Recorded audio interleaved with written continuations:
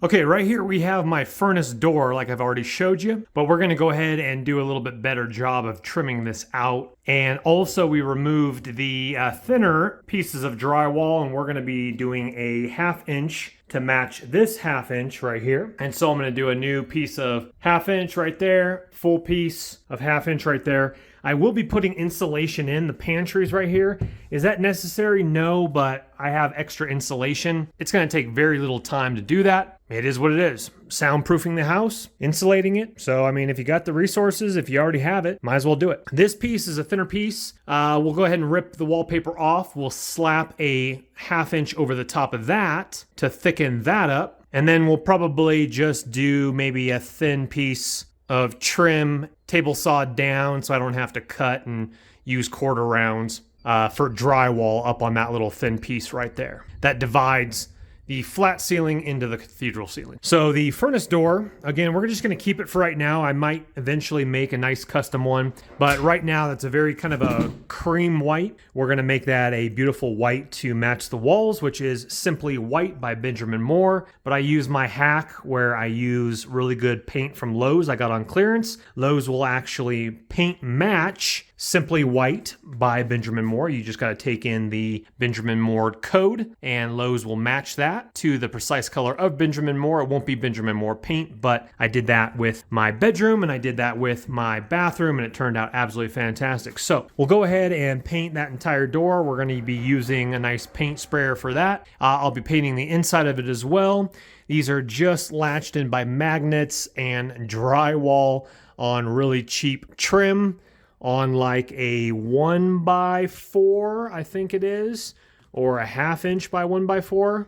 A very thin piece of wood there, which doesn't even connect to this stud. So what we'll probably do is pull this whole piece out, match that thickness on both sides. We'll trim that out, and I'll see what I can do about the furnace room. Not too particular about that, but maybe just throw a coat of paint over this wallpaper instead of trying to pull it off. And then we'll put some pieces of my flooring inside here and get rid of this vinyl here. And if I'm feeling frisky, I might pull off the doors, paint those white for the furnace as well. I have my Govee M1 lights attached inside here to a receptacle, and that's what powers my bathroom, if you're wondering. So the Govees, this is live right here with you. 1,000, 2, 1,000, 3, 1,000, 4, 1,000. So if you do want to rig up a bathroom light like that, 4 seconds fully turns on. After 2 seconds, you get that cool little wraparound lighting. And that's how I was able, with channels and diffusers with the Govee M1 lights. There's 2 strips in this bathroom here. I have those videos already up on the tube, on the YouTube. So what I did is I put it into the receptacle. So when I hit that switch, it powers on this receptacle. It takes 4 seconds to light it up fully and go to the last color that I used on my Govee app.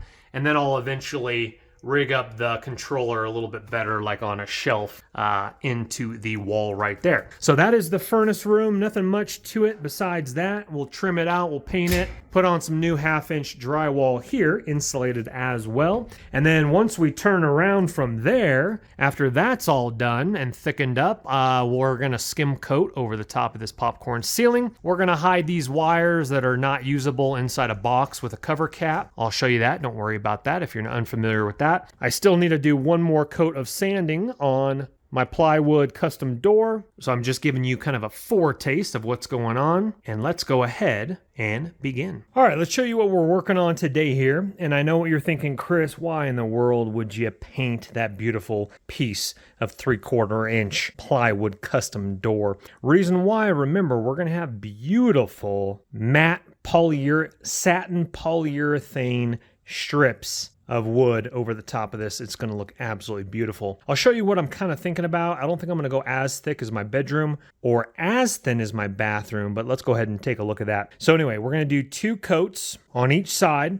We're going to let the edges stay nice and clean. And they're actually, I mean, they definitely could pass, but I ordered some 3/4 inch veneer iron-on edge bands that all like professional cabinet makers put on the edge of their cabinets. So for kicks and giggles, we'll go ahead and just wrap the whole entire thing, or at least do one edge. But I bought 50 feet. It was a good deal. It was like 12 bucks. Let's go ahead and go over here to the mudroom and let me show you what I'm working on here. Ladies and gentlemen, we're going to be right back to the video, but I do want to thank today's sponsor, which is Manscaped. They have just come out with their Lawnmower 5.0, and this is the Platinum Package 5.0 Ultra. What you get is beautifulness all in one beautiful bundle right here. Let's start on this side here. They give you a body buffer right here. This is really nice. I have one in my shower right now. You put your body wash on there and you scrub away. That is included. You also get deodorant, which I also use. You get their body wash and you get their shampoo and conditioner 2-in-1 as well.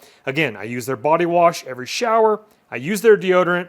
I use their body buffer. These are products that I use. Depends on when you're watching this. This is a great gift idea, and I'm actually going to be re-gifting this to someone in the friends and family circle. So, after all we just saw, of course, because this is the Platinum Package 5.0 Ultra, you get yourself, let's go ahead and start over here. You get your crop soother. You get right here your crop preserver. You get your Weed Whacker 2.0. This is an ear and nose hair trimmer. I actually just used mine today, matter of fact. They were getting a little bit long, TMI, but that's what it is used for. You got your little brochure right here. And of course, your brand spanking new Lawnmower 5.0. I have a full review video on this already on the channel. And what makes this one different is, again, this is the Lawnmower 5.0 Ultra trimmer. You get your very short hair accessory for the top of your Lawnmower 5.0 Ultra. We're not done quite yet, ladies and gentlemen. Underneath, you have your provided travel bag. Great for your overnight trips. You got your charger for both the Weed Whacker and the Lawnmower 5.0 Ultra, as well as your accessories, trimming guides in here as well. We are still not done quite yet. You also have some literature, and they also do give you a cool little like newspaper. You could put that down for your first use, trim up, and then chuck that in the trash after you're done. But they also give you a pair of their brand new Boxers 2.0, which I have many pairs of these already. Super soft premium boxers. These are in the black color right here, and these are a size too big, or I take these out of the package and keep them and then re-gift the rest, but those are size large, and so I'll go ahead and gift these out as well. You're like, Chris, that's a pretty sweet little package deal. I totally agree with you. If you want to get 20% off and free shipping on this package or any of their other packages, or you can buy these things solo if you want. If you want to get 20% off and free shipping, top link in the description box below will be my direct link. Use that link. You're going to head over to their website, and the 20% off and free shipping will automatically be applied with that link. Grab your gifts. Grab it for yourself. They're great products. They do a great job. You'll thoroughly enjoy them. Thank you to Manscaped for sponsoring this video. And now let's get back to the project. Now, good news is I will not need to use these cheap hinges here. These were in my shop left over from the previous owner. Just Stanley, really cheap looking. Won't need to use those.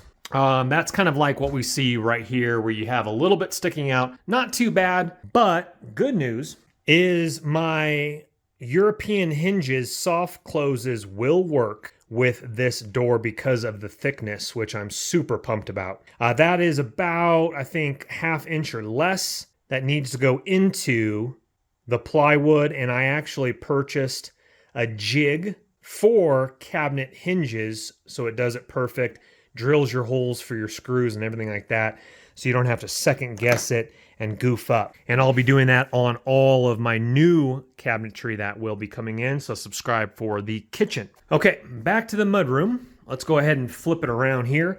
Actually, let's go ahead and, sorry, again, the messy room. Dogs have been all over the place here. So this is a little too thick, in my personal opinion. That's a custom LED slat wall right there. Smart slat wall, so I just speech and then it turns on. You can change colors and all that good stuff. But let's go ahead and go back out here and let me show you what I've done here. So the utility box is back in, looking great there. I have patched this right up here, but I'm letting that dry. I put a piece of OSB across with liquid nails then liquid nails on the patch, and then I put a drywall screw to hold that together. Now I did goof up on the wiring, and I need to open that hole and put on a cover plate. And the reason you do that is you don't just tuck wires in there tied together. You put a cover plate on for safety later down the road. If someone's demolishing or cutting through, they're not going to shock themselves. And that's code. You need a cover plate so people know, oh, cover plate, something electrical is behind there. So we're going to go ahead and work on that here. Put the utility box back in, as we can see there. Put a little primer, Kilt's interior primer, on top of some of my pieces where the drywall was stripped out or pulled, the paper was pulled off of it. We're going to mud and tape all the edges, of course. We're going to mud 3 coats over every single screw hole here. I got the drywall on here. I got all the drywall on this portion, this corner.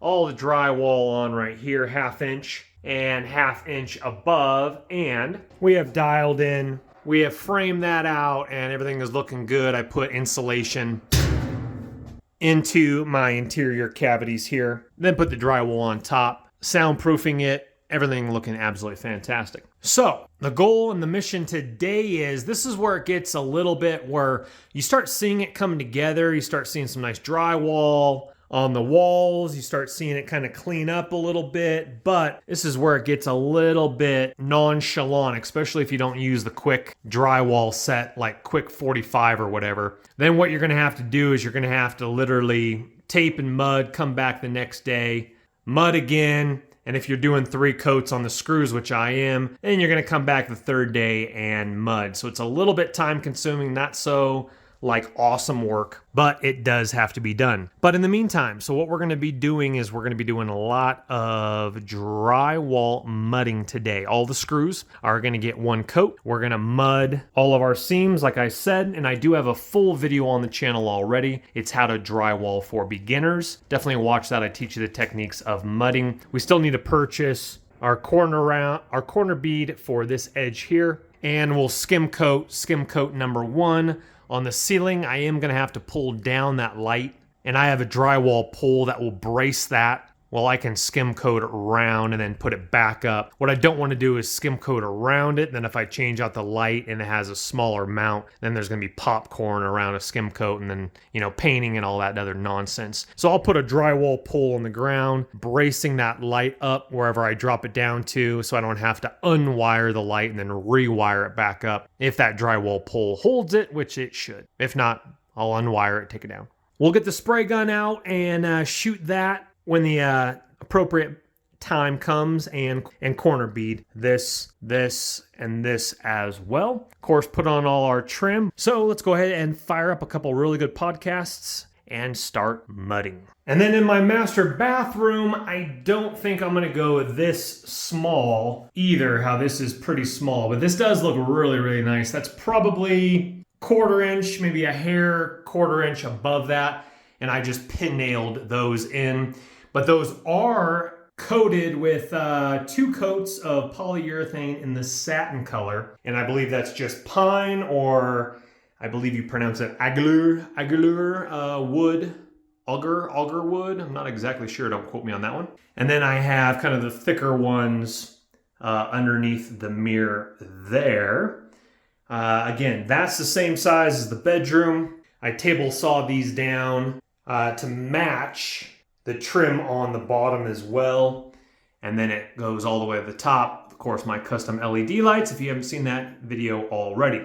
This is kind of the, this is a plastic one that's a little bit more dome shaped, and I still need to paint those screws. But a cover plate that I do have for that, this one right here that is patched already, that one is flat, so we're looking good there. No shoes in the bathroom. No shoes in the clean parts of the house, which is a very small portion of the house right now.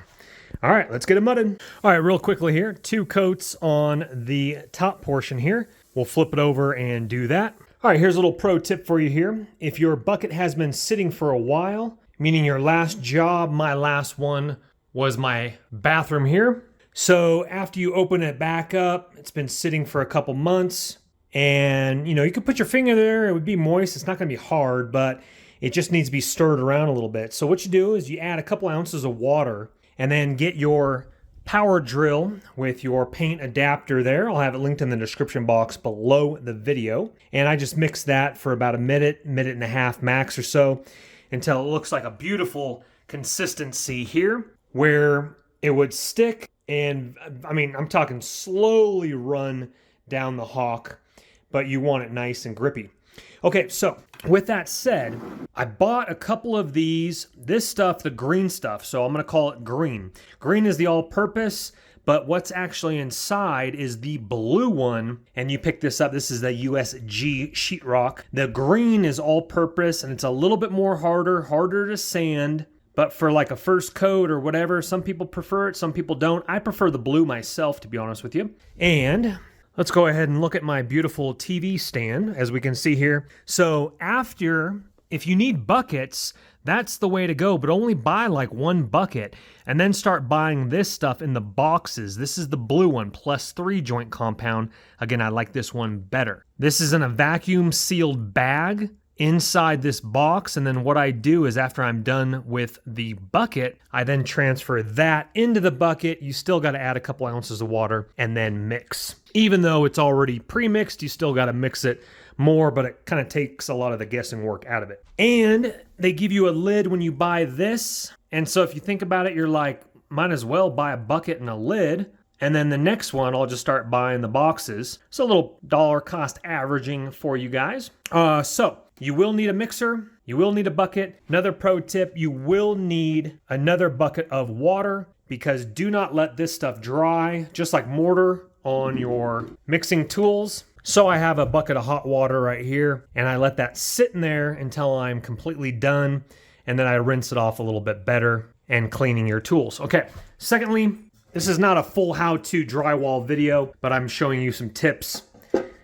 Working with a hawk, it's almost like a Statue of Liberty painters type of a thing. This is called a hawk. And I find this to work. I find drywalling with this a lot easier than the pan. The pan, you kind of have to get in there and scoop it. This one, you can kind of like, once you get used to it, a hawk is really nice. Hawk in one hand, and I'm using a 4-inch drywall knife in the right hand. We also have USG paper joint tape. This is just regular tape here. You fold it down the middle really easily for the corners, and obviously no taping involved with the screws, but any lines you see, any pieces where it comes together. This is gonna get a 90-degree insert right here. So is the roof. The roof, I'm thinking about either skim coating it first instead of having to scrape it for popcorn. I might just do a very edge skim coat just so I don't have to scrape the popcorn. And that way it's a nice flat surface for the 90-degree for all my edges all the way around. I still need to put drywall up on that area there, but I need my other trim piece so I know exactly how large to cut.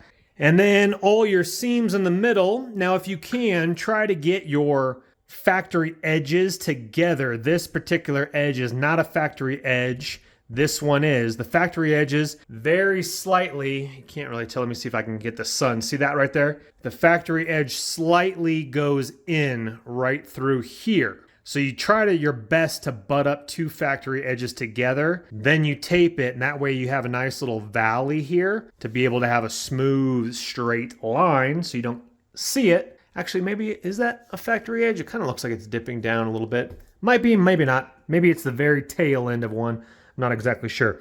And then we'll tape everything that comes together so there's no cracking.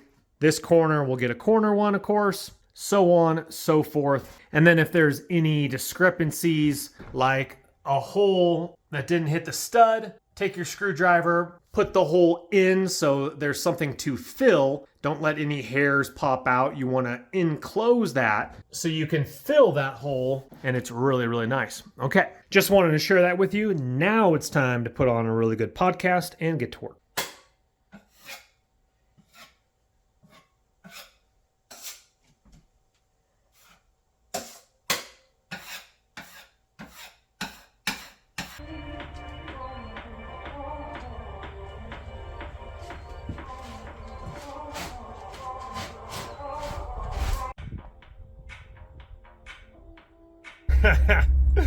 The Beaskies, All ready to go to Domino's? Bi-weekly Dirty Thursday is what we call it. Connors, you ready to go? Laying down on the blanket? All right, Connors. Me and Beesky, we're gonna go get some dirty pizza, baby. Let's go. Ooh, my friends, that's a good slice.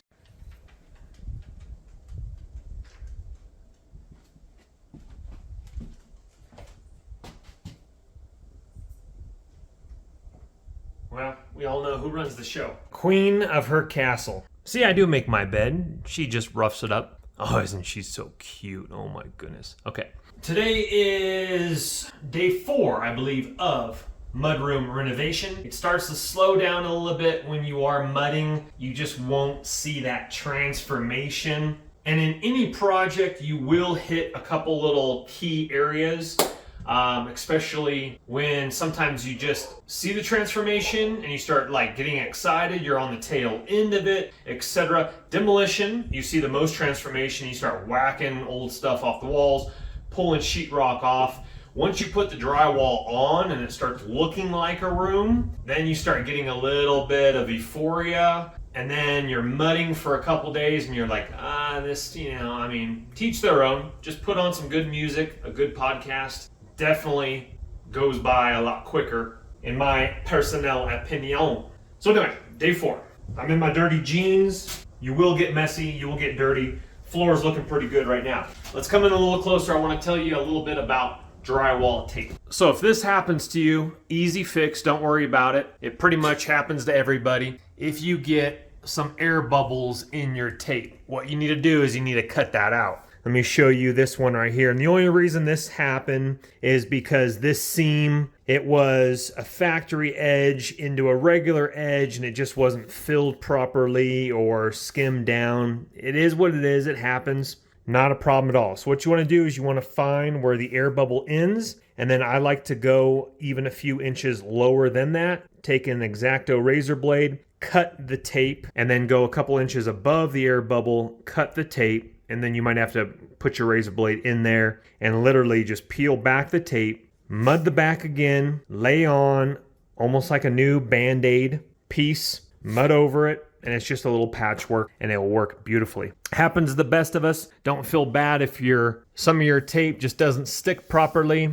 I think I have like one more. This corner piece right here might have to be cut out. So definitely look over your taping before you start going crazy for round 2. The reason why is because you got to repair it or it's going to bubble up on you and potentially could crack later down the road. But anyway, all the hole marks are looking really good. Let's go ahead and look at the ceiling here. The ceiling, now some people definitely wouldn't mind a high-low kind of a concept ceiling. To each their own. I'm going to go ahead and do a nice smooth texture, but as you can see, just look at here with one coat. Again, we're going to knock down those edges with my drywall knife before round 2, but I still need to remove the light and do the whole back side over here as well.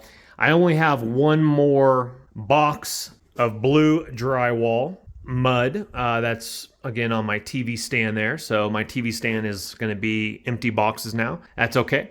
So I got one more. I should be able to do the full job, including the skim coat, but I am going to go to Lowe's after church in 2 days. Today's Friday. I'll go after church on Sunday. And also, no matter what project you do, take a day of rest. 6 days for work, 1 day of rest. That's why God gave us a day of Sabbath. You need that rest to recoup. If you hit it hard 7 days a week, you'll get burned out. There's something called remodel burnout. It will happen to everybody unless you take a little bit of time to rest. Also, definitely take some half days. And what we do here in Colorado is river surf. Just picked up a couple new boards. Looking forward to trying those out. Up in Denver on wave 6. And also we mountain bike. And of course I lift weights at nighttime. So definitely keep active. Take your half days. Don't just go full bore for a couple years, burn yourself out, ruin friendships. Definitely take the necessity and time you need. And if it goes a little slower,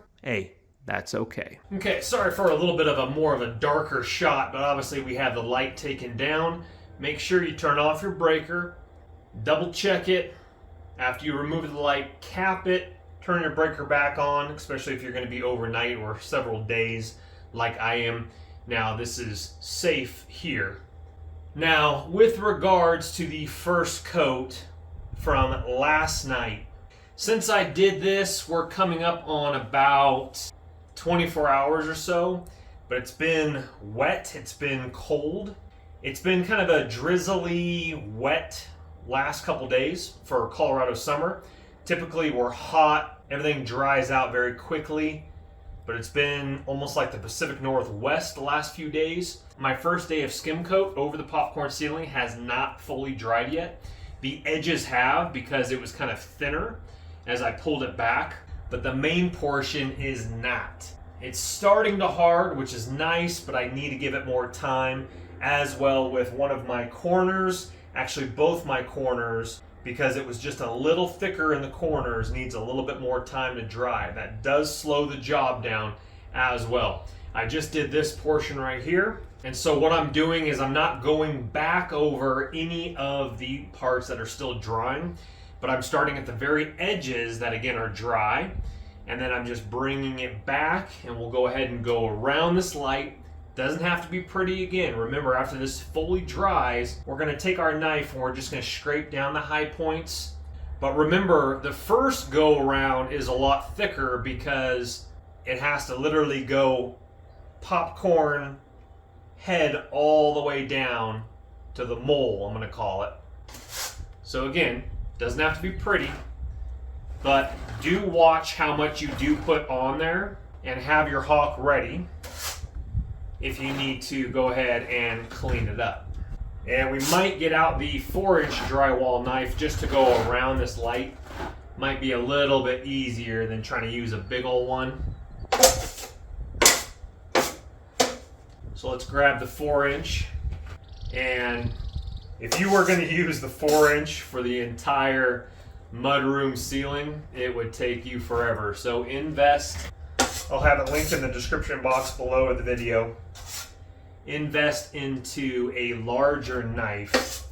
And I've been using the 4-incher, especially for like the drywall screw holes. But in all honesty, I should probably switch back over to my 6-inch for my taping lines, my larger taping lines. It just covers it a little bit better. But for corners, I do like a 4-inch 4 corners. And let's get all the way around. Now I'm going around the actual plastic lamp housing. That's not the proper term, but I can't think of what the word is right now off the top of my head. Electrical housing, I should say. So again, we're going to go right around it with the 4-inch blade, and that's looking good there. We'll smooth out the outside area a little bit here. Cool. Okay. Now I can go back to my large 12-inch. Alrighty, all finished with the mudroom ceiling for skim coat coverage number 1. Now, you'll actually find that once you start cooking through like day 2 of your mudding or your second layer, you just get better. Your technique gets better. Your turns, your half moons, your scrape offs will be smoother and smoother each and every time. What's up, Berea? Hi, baby.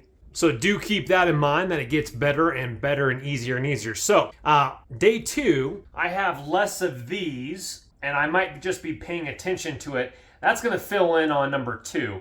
But see the divot? And I can't do that right now because that is still fully drying and hardening, and I don't want to put fresh mud over mud that still needs probably another 12 hours or so before fully drying. But you can see the difference between what's wet and what is dry. And this portion actually, maybe I did a little bit of that last night. I can't really remember off the top of my head. But anyway, that went a lot quicker and a lot easier. 12-inch knife. Again, I've already said that plenty of times. But starting the job just in the corners, you might even want to skip the smaller knife in the corners and just go with the 12-inch right off the bat. But see, here's day 1. And I just kind of have some knockdown patch areas. So you can see the difference. So see this is still needing to dry, where this is dry. This is not, this is not, this is not. So you can tell the texture. Your holes will literally dry like after an hour or even less than that. So you could technically, if you want to, I mean, I would wait. So you see my second coat over my tape here. You see that still drying right there. So if you're not in a rush, I mean, sure, I could probably, late tonight, do one more over the screws, but I kind of want to keep everything at the same pace of the job, so I kind of, don't have to like remember, oh, okay, the holes have 3 and these only have 2 and I got to do one more. Just do it all at the same time. 1 coat, 2 coats, 3 coats if needs be. Some of your tape lines might only need 2 coats.